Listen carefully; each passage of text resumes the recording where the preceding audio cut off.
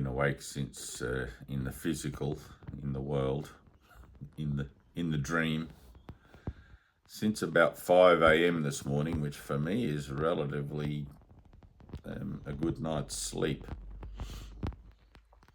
I usually lay this body into the cot at about 9 o'clock, and I'm usually awake at about 2, and then awake again at about 4. And anyone who's engaged in a conscious way with their own spiritual retraining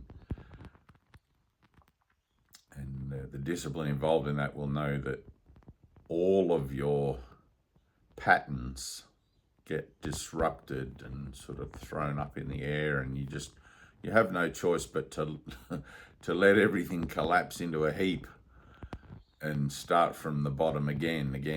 Everything comes crashing down and you start from the bottom again and again and again. Or it feels like sometimes the rug is pulled out from under your feet and you're back at square one. And that's very, very common. And it's one of the ways how you know you're actually doing the work.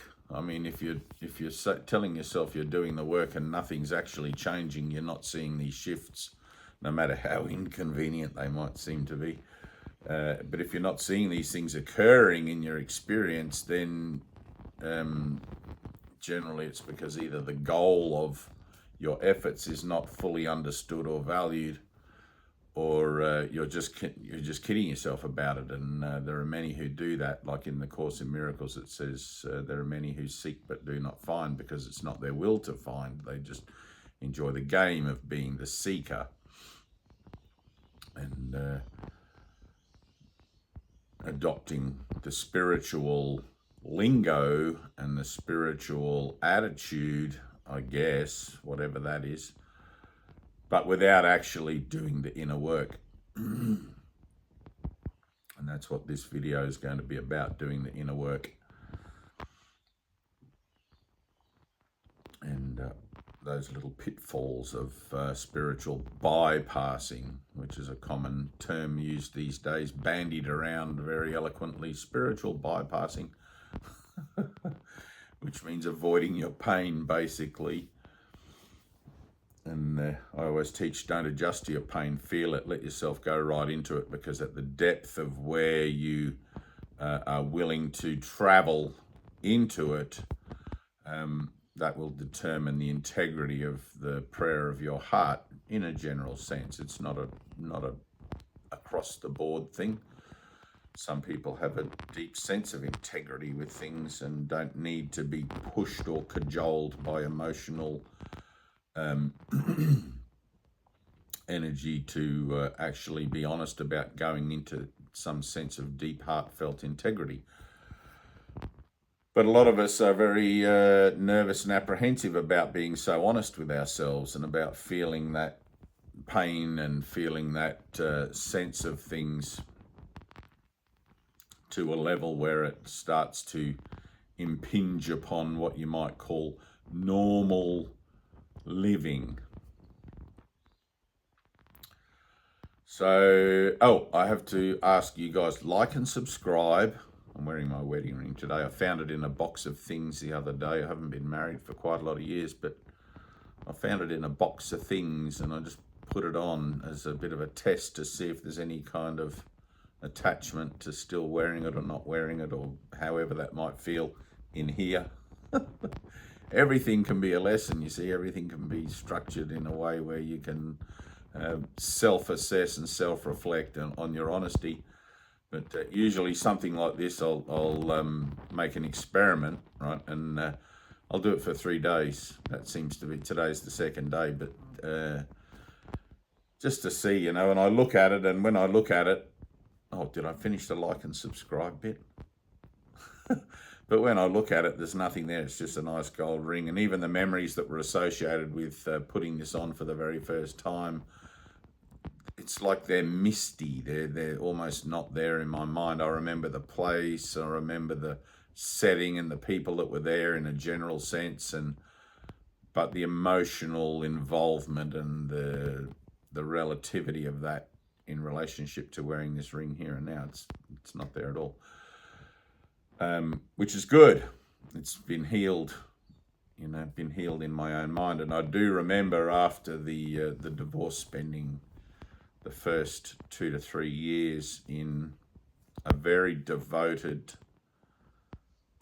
awareness of whatever was coming up in relationship to the ideas surrounding everything to do with being married as a type of relationship, and the release of that. And it was bloody not nice.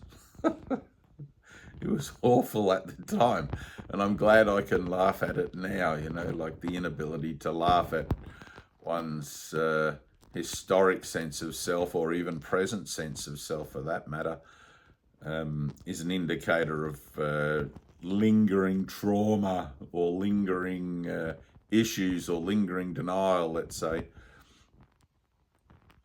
But anyway,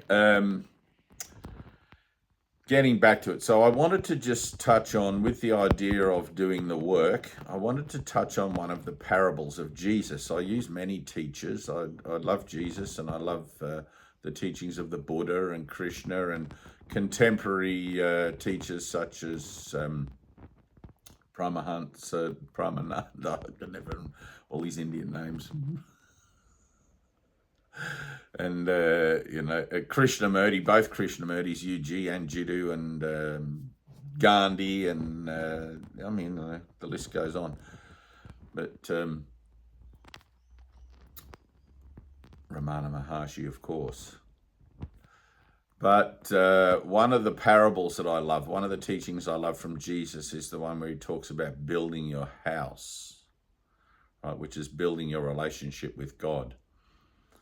The whole, the divine, the universal, the all, the one. Because when you come into this world, and when you find yourself with one of these bodies, you do tend to wonder, why is God doing this to me? And is there a God? And what's God all about? And how do I find God? I'd like to make an official complaint. I didn't get the memo that this is what it was going to be about, and I'd like a refund, please. So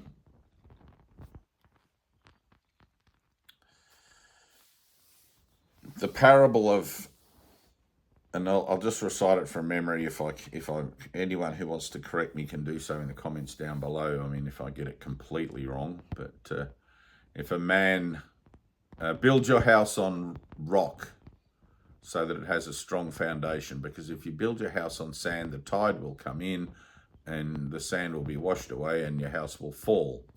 Right? Basically, that's the premise of the parable. And that translates to doing the work, right? You have to build your house on rock. Now, what that means is this, and I will explain it to the best of my ability. It might sound like common sense. Well, of course you build your house on rock and not on sand. What a stupid parable, Jesus. Why would you even have... We're not idiots, Despite in our modern day, everybody clambers for beachfront real estate. We see those disaster videos of how that turns out, houses falling into the ocean, etc. Anyway, don't want to go down that path particularly. All right, so build your house on rock. What happens is you come to the world, you don't know anything, you're ignorant, you're just a base model, a basic plain human being with no real intellect, intelligence, nothing. You have to learn all this stuff. You're a little baby, you start out, and best you can do is suck your thumb and look at your fingers, and you can't even walk, right? You're just really, really basic, just a basic unit. And then you go through education, etc. And what you're learning through that education is a system of judgment, a system of judging against yourself. You don't realize that at the time, because you actually think that you're judging for your best interests, for your comfort and your safety, and you're learning to make judgments and decisions based upon your well-being. But this is all based on the idea of the individual self, not the collective whole, not the greater good. Right, and you can see that even reflected in social structures. It's not difficult to see in the West here. We live in this democratic society where through capitalism, the rich get richer and the poor get the picture. And the opportunities for education and ongoing, I mean, not everyone can be rich. Whereas in communist societies, and I mean, these societies, democratic or communist or whatever, they're all supposed to work. But in the world, everything is yin and yang. What is supposed to work intrinsically also cannot work, so the good follows the bad. But in communist societies, they're much like a larger version of tribal structure, where everyone serves the whole, everyone serves the central good of the whole group, which is much more, to my way of thinking, much more in alignment with the teachings of Buddha, Jesus, Krishna, and everything else. Although then you have this establishment of a central authority, and if the nous or the common sense of the central authority is not completely in line with the greater good itself, things become corrupted, and but we're here on earth and we do what we can. We do the best with what we've got. But we begin to build a structure of thought. We begin to build ideas about ourselves, about the world, and we adjust those continually as we go along. And eventually, by the time we reach middle age, let's say 30 years of age, it's generally perceived that we like to think we can meet the world on equal terms, and we're quite capable of managing our own affairs. Some of us, of course, can't. We slip through the cracks and we begin to deal with our slippings with alcohol, drugs, or whatever, and we fall into a very distraught state of affairs where we can't manage them at all. And others have the fortune to become so prosperous they can afford to employ others to manage their affairs and sit back and relax and do virtually nothing if they don't want to. So there's this dichotomy of the yin and the yang presentation on earth. And most of us, at some point, begin to wonder why it is the way it is and what's it all about.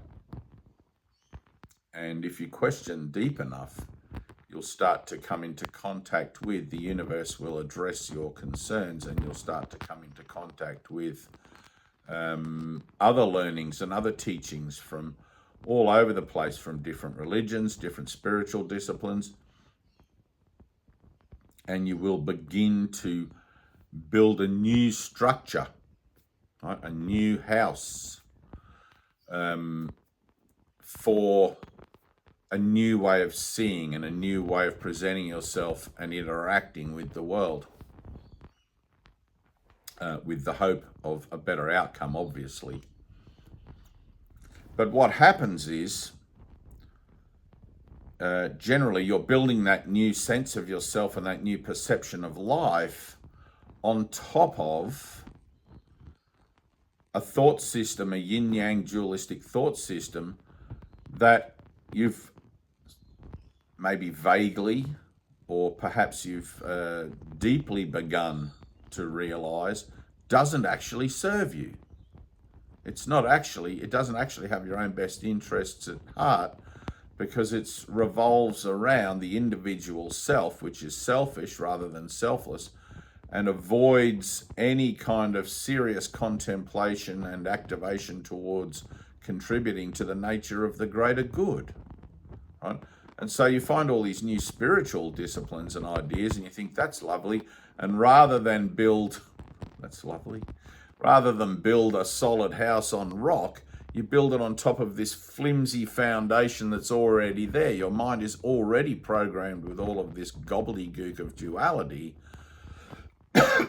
And all you're really doing is putting a solid stone structure, which is, let's refer to spirituality as stone and immovable and resolute and all of those sorts of things, and it's good, right?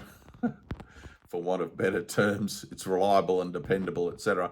But you're building it on top of this shifting, changing, moving, undependable, unreliable, ignorant kind of structure of thought that you're building it on the sand, not on the stone.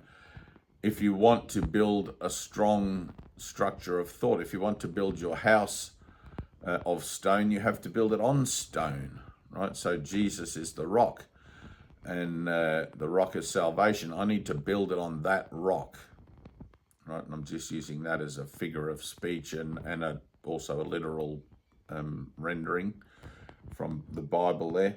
But so what do you do with the old thought system, the old way of thinking? There's no point reading books and books and books and listening to teachers regarding a whole new way of seeing things if you're trying to cram it into the same filing cabinet, the same mental filing cabinet that is already fully occupied by the dualistic files of the memory and experiences and anticipations of your dualistic sense of self, right? The two things don't meet. You can't have a sense of self that is selfish and a new sense of self that you're developing through spirituality that is selfless. The two things can't occupy the same space, and you've only got one mind, believe it or not, unless you're divergent or whatever. And then what are you going to do? You can't reach two goals at once in the ultimate sense of things. You can't enter the bardo and not enter the bardo at the same time. You can't transcend and not transcend at the same time. So you have to make a definitive choice, a definitive decision about at which altar you are going to serve. If you're going to serve at the altar of the world, then be about that. Get out there and do that to your heart's content until you realize it brings you nothing but another 6-foot hole and pine box. If you're going to serve at the altar of your spiritual truth, then you have to be purified of all the old dualistic nonsense in order to do that, because spiritual truth and spiritual truth match together, or spiritual oneness and the pursuit of spiritual truth ultimately come together, and there can be nothing else in that space because it's a singularity, right? It occupies a single space as a single sense of self. And you can't just sweep the old one under the carpet and pretend it's not there, which I have met people that try to do that, and it doesn't take long. If you're a good housekeeper, it doesn't take long to discover when somebody comes to you asking for help, let's say, it doesn't take long to discover where the help is needed. It's like, hang on, you just have to lift up the carpet and see what's hidden here. In denial, it's like, oh, look at all that thoughts and things you've got there for a rainy day, like you can't have faith and still have this rainy day kind of backdoor option just in case your leaps of faith into spiritual livelihood, let's say, aren't fulfilled in a way you think they're going to be fulfilled for you. If it doesn't work out with this teacher, I'll just run back and get my old job back. It's funny stuff. 6-foot hole, pine box. In you go. One cross each line on the left.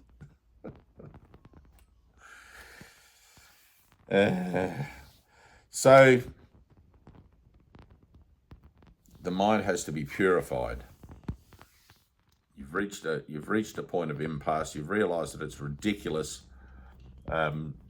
looking for verification outside of yourself. You can't stand it anymore. You're tired of being an influencer or an entrepreneur or whatever it is you've chosen to be in the world, and you just want to be yourself now. So all of that other stuff has to go. So in essence, what you're going to do is let the tide come in. You're going to let the whole thing collapse into a heap and start from scratch. But first you have to realize that you have built a house on sand. First you have to realize the unreliable, undependable nature of the construction of thought that you've accumulated over all the years that you've been attempting to be the best you can be and all of that. And it requires a lot of reflection, self-reflection, looking in the mirror. And I had somebody write to me just this morning saying something along the lines that they don't want to not be here, but they don't want to accept the fact that there is oneness on earth, and that other people, and that other people are part of their oneness, something along the lines, because other people are corrupt and manipulative and blah, blah, blah. And it's like, oh man, like, where do you go with all of that? You've got to go right back and start again. So you have to start building the foundations of spiritual understanding by looking at, with your finger on your nose, what you're seeing in the world that you don't like, or perhaps do like, what you don't desire or do desire, in the duality of the way that you see things now. You have to look at that and see where it is that it's sticking to you, and you have to be honest.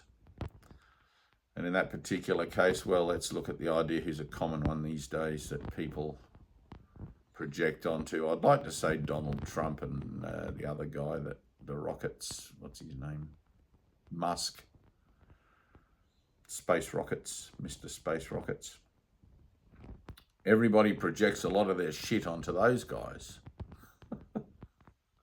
I mean, if I lived in Russia, I'd probably have a local identity there that I could project. I mean, I don't know anything about Russian politics or Chinese politics or anything like that. I mean, I have a very, very vague understanding of Australian politics, having decided many years ago not to bother taking an interest in it, because it was just symbolic of the nature of the state of mind that I found myself in prior to the illumination of my mind, which I was rejecting 100%, until I realized I couldn't reject what was part of me, and actually began the process of doing the inner work. And now I don't care, or don't not care about these things at all. It's really quite lovely. Nice to be released from worry about the agendas of others, let's say. But anyway, if I were to look at those other people and situations and events, from natural disasters to everything, why is the world like this, blah, blah. From a spiritual premise, I have to see that the nature of that worrisome thought processing exists in my mind, and is not a result of what I think I see going on out there, but rather the catalyst for what I think I see going on out there. My mind is projecting a meaning onto things out in the world, right? If you're a little baby, you don't do that. You just look at everything with your eyes wide open. It's like your head wobbles around and you're like, you don't know what you're looking at. Somebody tells you, they come along, and that's terrible, and that's awesome, that's really good, and we don't like that. And you're like, oh, and so you go over to the stuff you like. So begins the downfall of man. But you begin to look at these things in your own mind. It's like, well, I can't take on board a whole new way of thinking, a whole new way of seeing the world, whilst I still reference the world in my old relationship ways, in the ways of good and bad, better and worse, which is duality, or yin and yang. So that has to be healed. That has to be done away, and the foundation of my new thought system has to be made on solid rock, which is no more dependable will you find anywhere than the offering of Jesus Christ of love through forgiveness.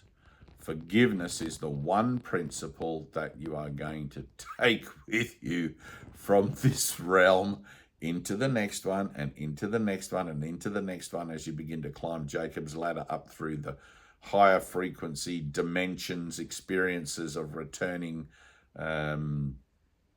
or participating in the ongoing nature of the return in the journey of your soul.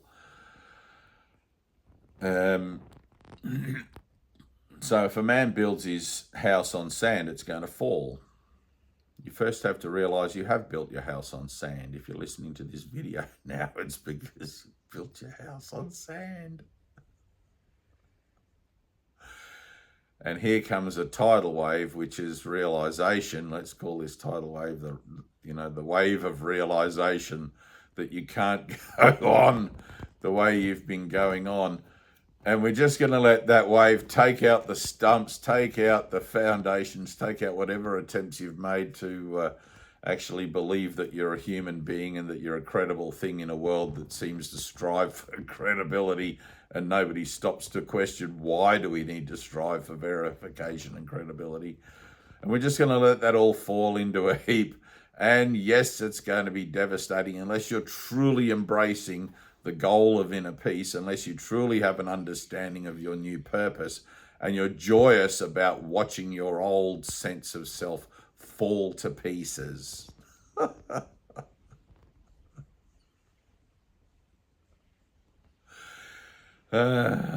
know I'm laughing about it, but it's because I've been through the process and am in the process now of watching my falsity come to light, to be exposed, and to be released to the light of reason for healing, which is an emotional moment every single time, because thoughts have effects, which are what emotions are. Emotions are the effects of your thoughts. And as you begin to process through structures of thought that keep you well defended from reality, from truth, and realize that that's no longer what you want, all those walls have to come down, all those excuses have to be forgiven and released, and all of those grievances have to be atoned for, as an idea of simply accepting your sinlessness, simply accepting your perfection. That's it. And leaving the rest up to higher authorities that know what's in your own better good, in your own higher good, so that you can begin to learn of that higher authority through a simple practice of listening and being willing to be guided. The guidance that will navigate you through the undoing and restoration of truth in all your relationships on earth as it is in heaven.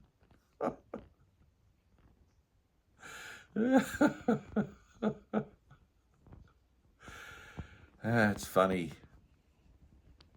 You can't two-step it. You can't bypass the work. You've got to be honest with how you feel. You've got to be true to yourself, as true as that can be anyway, realizing that you're probably lying about it anyway, or deceiving yourself anyway, since you've been a liar from the beginning. Deceived and deceiving from the beginning. You've got to be that attempt to be that truthful version of yourself, an honest version of yourself, because you've got to feel your heart space. You've got to feel what it is that you've been teaching yourself to tune out from all these years, every time you sit through a news telecast and watch a disaster somewhere without feeling anything. That's a great indicator of, knowing how much your humanity is blanketing your spirituality. And I'm talking about spirituality as the living from the heart, right? The living from the mind. The uneducated, untrained mind will always attempt to rationalize and compartmentalize what it sees on television or through any relationship in the world, to a way where it doesn't have to feel anything. It can just continue to isolate and separate itself off from everything, until it's sitting in a chair like this one, making videos about spiritual truth.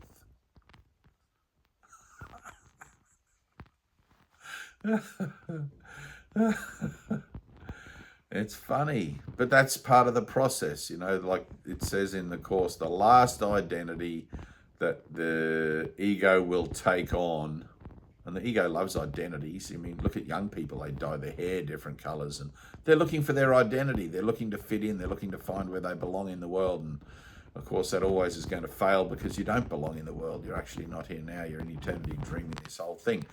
But the last identity that the ego takes on is the identity of the spiritual teacher, and you have to play that out to its logical conclusion I mean, Jesus taught right up until his final breath on the cross there, and well, right up until actually, you know, put your fingers in the holes here, Thomas. He was continuing to teach and to learn, and the nature of the human experience is teaching and learning. But what you're teaching and learning depends upon the goal that you're serving, either the whole or separation. You're either serving oneness, unity, truth, and peace, or you're serving the yin and yang, which is your own version of love and peace and whatever, based on not being afflicted by the chaos and the everything else. The whole thing, the good and the bad, is what chaos is. You don't want any of it. The new thought system that becomes built upon the rock is one that fundamentally has no arbitration, has no classification, has no need of such things. It's a simple installation or remembering of a state, a singular state of consciousness, where the level of consciousness, even in the human experience, begins to align with, as a section of mind, a compartment of mind, begins to align with mind as a whole, serving a singularity. And in that singularity, everything is known by everyone all at once. Language is not required, as in words and symbols. There is a altruistic sense of life, the universe, and everything that we flimsily call a sense of oneness, a sense of belonging. And it is sufficient. You can get through your day from the morning to the night, every day of the year, for the rest of your physical experience here, without needing to correlate and associate with external parameters that are attempting to get you to define, or attempting to make themselves useful to you as a way of defining who you think you are and what you think you're about. Basically, you can get through your day without needing to think about anything at all,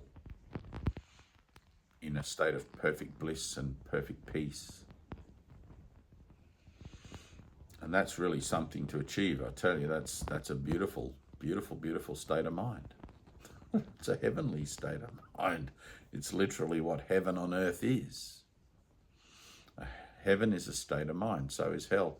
When you come to the world, you're educated in that hellish way where, you know, the world is always against you and you have to make your way and do your best and all of that. Spirituality, on the other hand, is more in alignment with the idea of simply jumping in the river and letting the current take you, go with the flow. And everything that you need will come to you, and what you don't need won't come to you. You'll never have more than you need, nor less than you need. And that goes for every kind of relationship you find yourself in the world. Unless a man lives by faith alone, he will not enter the kingdom of heaven.